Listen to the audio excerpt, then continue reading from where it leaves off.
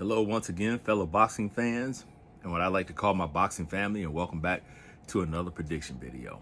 Before I get into the content, I just want to ask the usual requests that you would share, like, hit the bell notification, and most importantly, if you're watching, you might as well subscribe. That would help me out tremendously, and that would contribute to the growth of the channel. So I appreciate everyone that's participated and contributed thus far.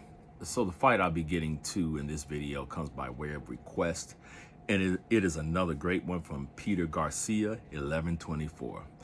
He's always bringing me great fights, and so I appreciate you participating in the channel. So the fight that he wanted me to cover is Kell Brook versus Joshua Clottey at welterweight, 147. A very interesting fight. And so this fight had me thinking about Joshua Clottey. And Joshua Clottey is an extremely underrated fighter. Has great defense, has great punching power, and has a great peekaboo style turtle shell defense. But why Joshua Clottey lost a lot of big fights is because his lack of activity and his low punch output. But he was a very dangerous counterpuncher. He had extremely great timing, and when he hit you, it hurt. So if he would have threw more punches in his career, I believe he would be considered greater. As far as Kell Brook, and one of my main observations about him, and this always gets me into trouble, but just keep an open mind. He fights a lot like Sugar Ray Robinson. They basically have the same style.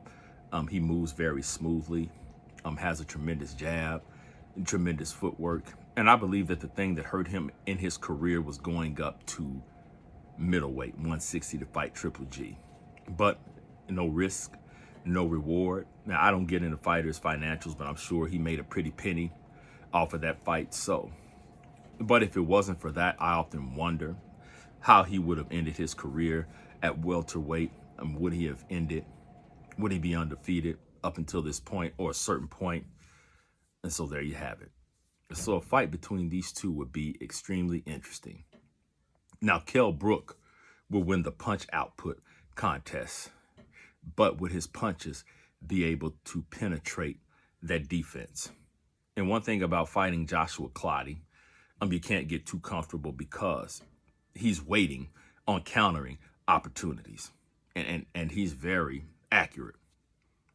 So to be honest with you, I could see Kell Brook easily outpointing Joshua Clottey. But I could also see Kell Brook hitting him with such ease, letting his combinations fly, and then getting caught between punches. And so that's the dangerous thing about fighting Joshua Clottey. Once again, Joshua Clottey is extremely underrated, and I believe he would have beat a lot of big name fighters in or around his division. But I can't get around the fact that he didn't throw enough punches, and sometimes he may have waited too long to start throwing punches, and that hurt him tremendously in big fights. But I do believe he was robbed against Cotto. That debate is for another video, but I do believe he did enough to deserve the nod or to deserve the win against Cotto.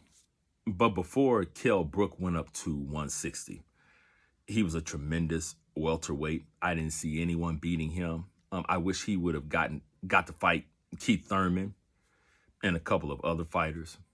But yes, a tremendous welterweight. So with that being said, I do feel that Kell Brook would have done enough to get the decision against Joshua Clottey, because Joshua Clottey didn't throw enough punches. But Kell Brook would have to be very alert. He couldn't get comfortable. He would have to be very careful and be mindful of the fact that Joshua Clottey was an extremely accurate, excellent counterpuncher. So if Kell Brook doesn't get caught by anything, if he doesn't get caught within the exchanges, if he stays on his bicycle, uses his superior footwork, I believe he does enough to get a close decision against Joshua Clottey. Those are my thoughts on that fight. Please let me know what you think.